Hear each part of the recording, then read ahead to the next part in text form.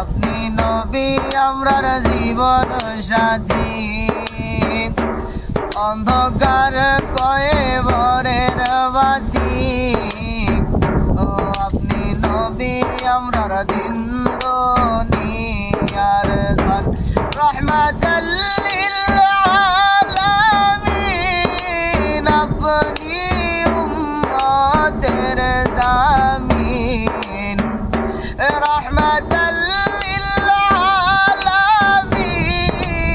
আপনি উম্মতের জামিন, গুনাহগার উম্মতের আপনজন, আল্লাহর নবী